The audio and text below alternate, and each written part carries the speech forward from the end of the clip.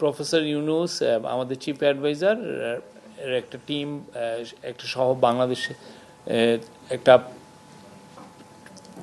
Delegation হিথ্রোতে land করেন। Heathrow land করার পরে আমরা 10টার দিকে আমরা হোটেলে আসি। 10টার থেকে 12টা পর্যন্ত উনি বিশ্রামে ছিলেন। 12টার থেকে ওনার একটানা মিটিং ছিল। 12টার সময় এয়ারবাসের সিনিয়র এক্সিকিউটিভ ভাইস প্রেসিডেন্ট আসছিলেন। তো বাংলাদেশের সাথে তাদের এভিয়েশন, এয়ারবাসের সাথে এভিয়েশনের যাতে পারস্পরিক সহযোগিতার বিষয়ে আলাপ হয়। তারপরে 12টা 30-এ মেনজিস হচ্ছে ওয়ার্ল্ডের লার্জেস্ট গ্রাউন্ড হ্যান্ডলার এয়ারপোর্টগুলোতে। তারা ওয়ার্ল্ডের 350 এয়ারপোর্টে কাজ করে। তাদের সাথে ওই এভিয়েশন সংক্রান্ত বিষয়ে আলাপ হয়। আপনারা জানেন যে বাংলাদেশে 3rd টার্মিনালটা আমরা খুব দ্রুত চালু করার চেষ্টা করছি। তো সেই অনুযায়ী 3rd টার্মিনালে কারা গ্রাউন্ড হ্যান্ডলিং করবেন সে বিষয়ে অনেকের সাথে আমাদের কথা হচ্ছে। সেই আলোকে এই মেনজিসের সাথেও কথা হয়েছে। তো এরপরে যেটা হয়েছে যে 2টার সময় বাংলাদেশের ফ্রেন্ড যারা এবং বাংলাদেশি অরিজিন যারা এমপি হয়েছেন তাদের একটা অল পার্টি পার্লামেন্টারি গ্রুপ এসছিলেন প্রফেসর ইউনুসের সাথে দেখা করতে। সেখানেও 1 ঘন্টারও বেশি পারস্পরিক মিউচুয়াল ইন্টারেস্টের জায়গায় যেগুলো আছে সেগুলো নিয়ে আলাপ হয়েছে। রোহিঙ্গা ইস্যু খুব প্রমিনেন্স পেয়েছে। এই সাথে বাংলাদেশের পলিটিক্যাল ইস্যুগুলো এসছে, বিশেষ করে ডেমোক্রেটিক ট্রানজিশনে আমরা এই রিফর্ম কমিশনগুলো কি করা হচ্ছে এবং রিফর্ম কমিশনের বাইরে অন্যান্য এখন কি মানে কবে জুলাই চার্টার হবে সেগুলো নিয়ে আলাপ হয়েছে। এবং বাংলাদেশের এই 10 মাসে আমাদের কি অ্যাচিভমেন্ট, আমাদের এই গভর্নমেন্ট ইকোনমিক কি অ্যাচিভমেন্ট আছে সেগুলো নিয়েও অনেক আলাপ হয়েছে। তো এটা খুবই সৌহার্দ্যপূর্ণ আলাপ ছিল। তারা অনেকগুলো কোশ্চেন করেছেন, চিফ অ্যাডভাইজার প্রত্যেকটা কোশ্চেনের উত্তর দিয়েছেন। এবং এরপরে একটু পরে কমনওয়েলথের সেক্রেটারি জেনারেল আসবেন, তার সাথে চিফ অ্যাডভাইজারের একটা মিটিং আছে। এটা 5:30টায় শুরু হবে। তো আজকে এটাই আমাদের কার্যক্রম। একজন করে প্লিজ।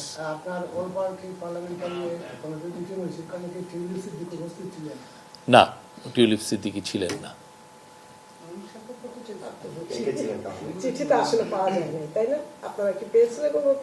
আমরা চিঠি পেয়েছি, একটা চিঠি এসছে। তো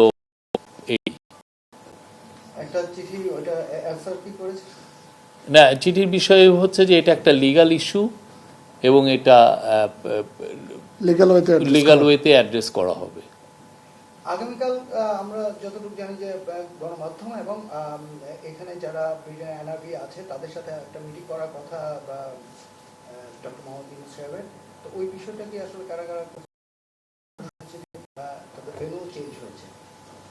আমি এই বিষয়ে জানি না, বাট আমরা যেটা জানি যে কালকে উনি চাথাম হাউসে যাবেন। ওইখানে একটা মিটিং আছে, 2 দফা মিটিং আছে। একটা চাথাম হাউসে উনি একটা অ্যাড্রেস করবেন, আর একটা হচ্ছে যে চাথাম হাউসের ভিতরেই সিলেক্ট গ্রুপ অফ পিপলের সাথে ওনার কথা আছে।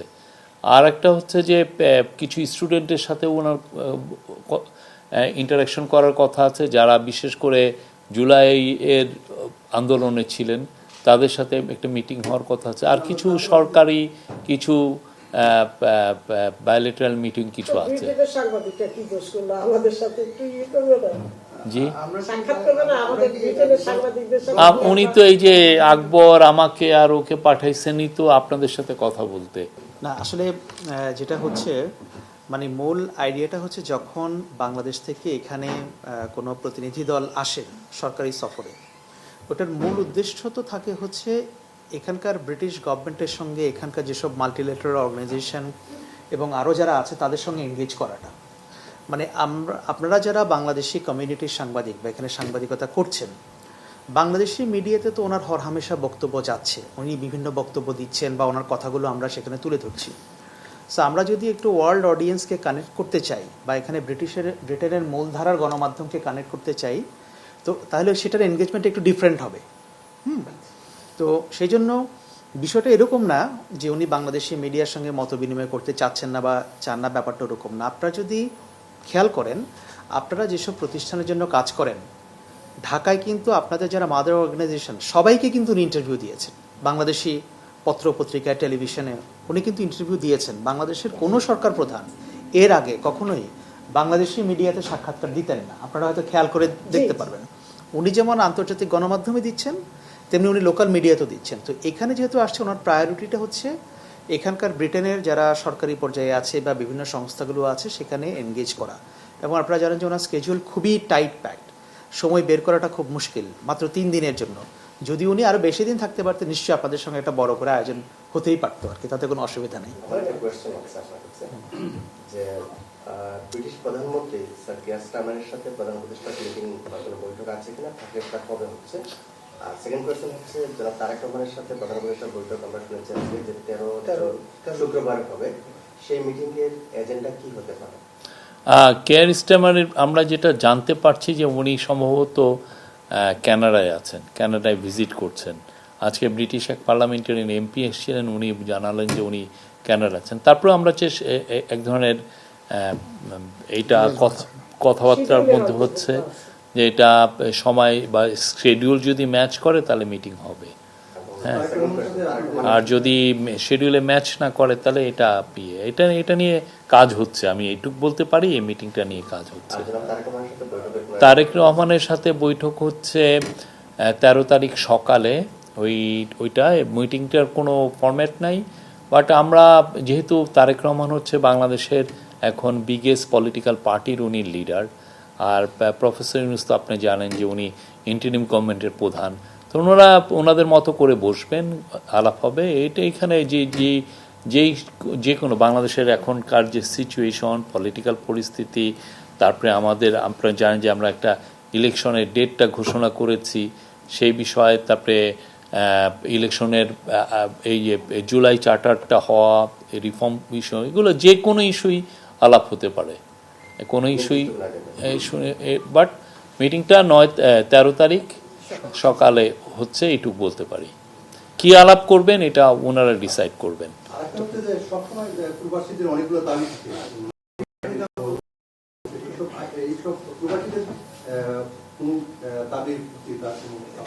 প্রবাসীদের দাবি তো সাধারণত এম্বাসিগুলোই দেখেন। এম্বাসির তরফ থেকে যেগুলো জিনিস ওনাকে জানানো হয় সেগুলোর ব্যাপারে উনি ওয়াকিবহাল থাকেন। তো ওইগুলো নিয়ে তো কাজ হয়, আমরা কাজ করি। প্রবাসীদের ভোটার নিয়ে, ভোট যাতে প্রবাসীরা ভোট দিতে পারেন সেটা নিয়ে কাজ হচ্ছে। তারপরে প্রবাসীদের পাসপোর্ট একটা বড় একটা ইস্যু ছিল, পেন্ডিং থাকতো, এটা অনেক পাসপোর্ট দেওয়া হতো না, সেটা আমরা 4 লক্ষের মতো পাসপোর্ট সবাইকে তাদের পেন্ডিং ছিল সেটা পুরোটা কমপ্লিট করা হয়েছে, দেওয়া হয়ে গেছে সবার কাছে। আর অন্যান্য যেগুলো দিনে আসে ইস্যুগুলো প্রত্যেকটাই তো অ্যাড্রেস করা হয়। আমাদের সাধ্যমতো আমরা চেষ্টা করছি প্রবাসীদের প্রত্যেকটা ইস্যুই যাতে আমরা অ্যাড্রেস করতে পারি। যে প্রবাসীদের যে বিভিন্ন দাবি দাওয়া আছে, এর মধ্যে আছে যেমন প্রবাসীরা চাচ্ছে বিশাল একটা প্রবাসীরা অবস্থান করে লন্ডনে, এবং তারা চাচ্ছে বিভিন্ন জায়গায় সিলেটে এয়ারপোর্ট সহ বিভিন্ন, আপনারা জানেন যে সিলেটের প্রচুর মানুষ সেখানে রয়েছে। এই বিষয়টা, এই একটা বৈঠক ছিল কিন্তু বাতিলটা কেন হলো? এবং আরেকটা আমার প্রশ্ন ওইটার সাথে, যে একটা হোয়াটসঅ্যাপ গ্রুপ করে দেওয়া হয়েছে যেন সাংবাদিকরা ইনফরমেশন পায়, কিন্তু ওই হোয়াটসঅ্যাপ গ্রুপে যে ভিডিওগুলো আসছে অনেক লেটে, কিন্তু কিছু ভিডিও দেখা গেছে অন্য সাংবাদিকরা পেয়ে গেছে। এর কারণটা কি হতে পারে? এটা আমাদের তরফ থেকে গেছে। আমরা তো যখনই কোনো ভিডিও পাই সেটা সাথে সাথে আমরা আমাদের হোয়াটসঅ্যাপ গ্রুপে দিই। হ্যাঁ, আমরা এটা unfortunate, this is not a fair allegation. আমরা আমাদের প্রধান উপদেষ্টার যে অফিসিয়াল হোয়াটসঅ্যাপ গ্রুপ আছে সেখানে যেই সময় দেওয়া হয়েছে ঠিক একই সময়ে প্রবাসী সাংবাদিকদের জন্য দেওয়া হয়েছে, কাউকে আগে পরে কোনো এগুলো আগে পরে করা হয়নি।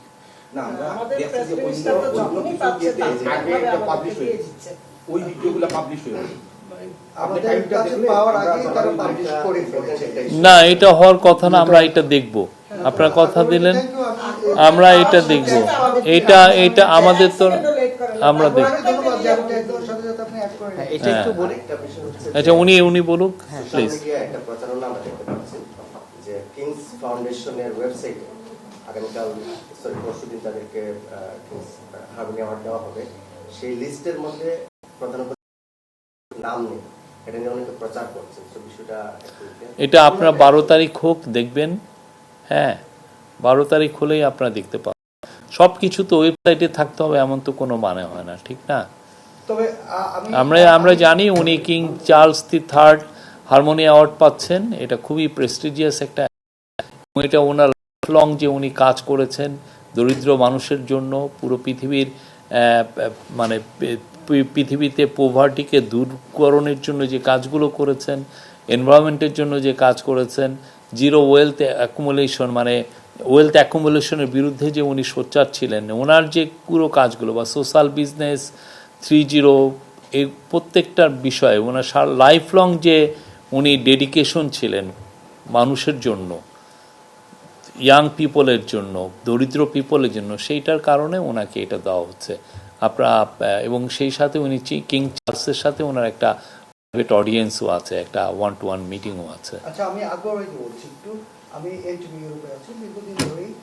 আমরা আসলে ব্রিটেনের যারা সংবাদ মাধ্যমে আছে, আমাদের খুব ইচ্ছে ছিল ডক্টর মোহাম্মদ ইউনূস সাহেবের সাথে আমাদের একটা মিটিং হোক। আসলে সেই সুযোগটা আমরা যদি পেতাম আমাদের ভালো লাগতো। আসলে বিষয়টা একটু যদি আপনি একটু।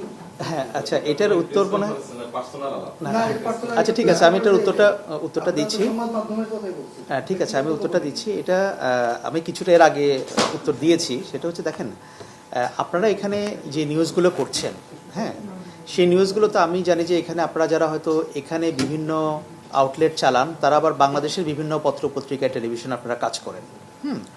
সুতরাং ওই যে আপনাদের পত্রপত্রিকা বা টিভি চ্যানেলগুলোতে কিন্তু প্রধান উপদেষ্টা এর আগে বিভিন্ন সময় কথা বলেছেন, এবং আমরাও খুব মানে খুবই আগ্রহী যদি এরকম একটা আয়োজন করা যেত, এবং এরকম একটা আয়োজনের মানে ওই যে কমিউনিটির সঙ্গে একটা বড় আয়োজনের একটা কথাবার্তা হচ্ছিল। কিন্তু আপনি বুঝতে পারছেন যে দেখেন, এখানে ব্রিটেনে এখন প্রায় 6 লক্ষ 6.5 লক্ষ অফিসিয়ালি ব্রিটিশ বাংলাদেশি বসবাস করছেন। এখন এখানে অনেকের মধ্যে একটু মন খারাপ হয় যে আমি দাওয়াত পেলাম না, আমারটা কি হলো। এখন আমরা হয়তো একটা প্রোগ্রাম করলে বড় জোর 1-150 লোককে আমরা ইনভাইট করতে পারবো, এর বেশি পারবো না। আপনারা তো ব্রিটেনের কালচার জানেন যে এখানে বড় জমায়েত করার বা বিশাল গ্যাদারিং করার মতো অত সুযোগ সুবিধাও নাই।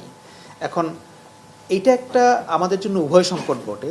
আমরা চাই যে সবার সঙ্গে এঙ্গেজ করতে, কিন্তু আবার অনেক সময় এটা সময়ের স্বল্পতার কারণে বা লজিস্টিক সাপোর্টের কারণে বা বিভিন্ন আপনাদের মধ্যেও যারা আছেন গ্রুপ সাব গ্রুপে অনেকে ভাগ আছেন, একটা গ্রুপকে ইনভাইট করলে আরেকটা গ্রুপ মনে করেন যে হয় না। যেমন ধরেন আজকে প্রেস কনফারেন্স, আমরা যদি এটা না করতাম অনেকে বলতেন যে আপনারা তো কোনো প্রেস কনফারেন্স করলেন না। আমরা কিন্তু করেছি।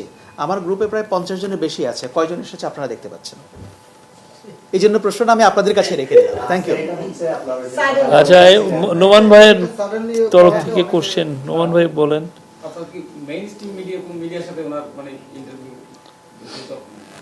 আচ্ছা, জি। এখানে বাংলাদেশ এটা ব্রিটেনে আসার one of the major issue হচ্ছে যে অ্যাসেট রিকভারি। আপনি জানেন যে বাংলাদেশের থেকে বিলিয়নস অফ ডলার্স চুরি হয়ে গেছে। হ্যাঁ, গত রেজিমের সময় যে হোয়াইট পেপার যেটা তৈরি করা হয়েছিল, প্রফেসর ইউনূস এসে যে কমিটি করলেন ডক্টর দেবপ্রিয় ভট্টাচার্যের নেতৃত্বে, তাদের ফাইন্ডিং হচ্ছে 234 বিলিয়ন ডলার বাংলাদেশের থেকে লন্ডার হয়ে গেছে বিভিন্ন দেশে। তার একটা ধারণা করা হয় যে তার একটা অংশ এই ব্রিটেনেও এসছে। তো এটার এই অ্যাসেট রিকভারিটা কিভাবে হবে, এবং এটা নিয়ে আমরা ওদের যেগুলো লিডিং এজেন্সি আছে তাদের সাথে তো আমরা কথা বলছি। তো এই সফরে, যদিও সফরের প্রফেসর ইউনূসের ডেলিগেশনের সাথে না, বাট একসাথে এসছেন ডক্টর আব্দুল মোমেন এবং আহসান হাবিব মনসুর, আমাদের সেন্ট্রাল ব্যাংকের গভর্নর, এবং মোমেন সাহেব হচ্ছেন অ্যান্টি করাপশন কমিশনের চেয়ারম্যান। তাদের এই অ্যাসেট রিকভারিটা কিভাবে করা যায়, বাংলাদেশ এইখানে যে টাকাটা এই দিকে আসছে, এবং এদের সাথে এদের এজেন্সিগুলোর সাথে কিভাবে আমরা ভালোভাবে নিবিড়ভাবে ইন্টারেক্ট করতে পারি, হ্যাঁ, সেই কাজগুলো ওনারা করবেন। এই যে পুরো ট্যুরের এটা একটা ওয়ান অফ দ্য বড় লক্ষ্য হচ্ছে এটা। আমরা আশা করছি যে এর ফলে আরও কিছু রেজাল্ট পাবো। আপনারা জানেন অ্যাসেট চুরি হওয়াটা খুব ইজি। আমি চুরি করলাম, করে পাঠিয়ে দিলাম। তো ওই চুরি হওয়ার টাকাটা আনাটা খুবই কঠিন। আপনারা যদি অন্যান্য দেশগুলো দেখেন পৃথিবীতে, এই যে মার্কোসের টাকা বলেন বা পুরো আফ্রিকা জুড়ে টাকাগুলো যারাই চুরি করেছে, টাকাটা খুব দ্রুত বিলিয়নস অফ ডলার নিয়ে গেছে। তো সেই টাকাটা আনতে, যেমন অ্যাঙ্গোলার বোধহয় একটা রিপোর্ট দেখছিলাম যে $5 বিলিয়ন না $14 বিলিয়ন ওরা মানে তাদের 14 বছর লেগে গেছে এই টাকাটা আনতে এটা, এবং ওরা বলছে যে এটাই কম। তা আমরা তো আশা করছি যে আমাদের সাথে যেই নিবিড় যোগাযোগ হচ্ছে এই এজেন্সিগুলোর, এর মাধ্যমে আমাদের কিছু ফলাফল হবে। অলরেডি আপনার ব্রিটিশ প্রেসে তো অনেক নিউজ দেখেছেন, কিছু কিছু প্রপার্টি ফ্রোজেনও হয়ে গেছে অ্যাটাচ। তো সে আলোকে আমরা কাজ করছি। তো এই বিষয়গুলো লিগালি এত বেশি সেন্সিটিভ জিনিস যে আপনি লিগালি এইটা নিয়ে অনেক কথা বলাও যায় না, একদম ফাইনাল। আপনি তো জানেন ওদের ব্রিটিশ লিগাল সিস্টেমটা তো আপনি জানেন। তো এই লিগালি এই বিষয়গুলোকে নিয়ে ডিল করতেও আমাদের অনেক চিন্তা, না বেগ না আমরা কথা, কিন্তু আপনাদের সামনে এই কথাগুলো হাজির করতে পারছি না যে আমরা কি করছি। অনেক ক্ষেত্রে এই রেজাল্টগুলো কি হচ্ছে, ডেভেলপমেন্টগুলো কি হচ্ছে, কতটুকু অগ্রগতি হলো, সে আলাপগুলো আপনার কাছে পুরোপুরি নিয়ে আসতে পারছি না। বাট আমি বলবো যে প্রচুর কাজ হচ্ছে, প্রচুর ভিজিট হচ্ছে এখানে।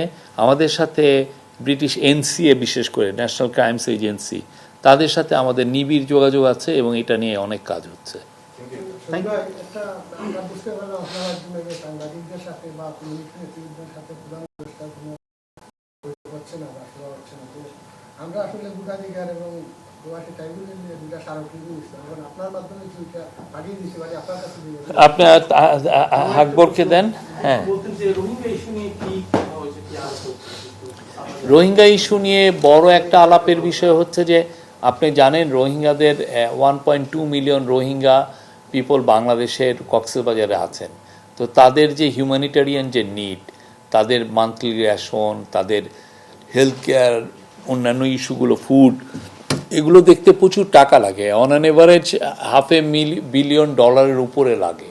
তো এই টাকাটা জোগাড় করাটা অনেক টাফ। তো এই টাকাটা কিভাবে জোগাড় হবে, এটার জন্য এখানে অনেক কথাবার্তা হচ্ছে। ব্রিটেন তো আপনি জানেন যে এই রোহিঙ্গা ইস্যুতে যথেষ্ট সাপোর্ট দিচ্ছে।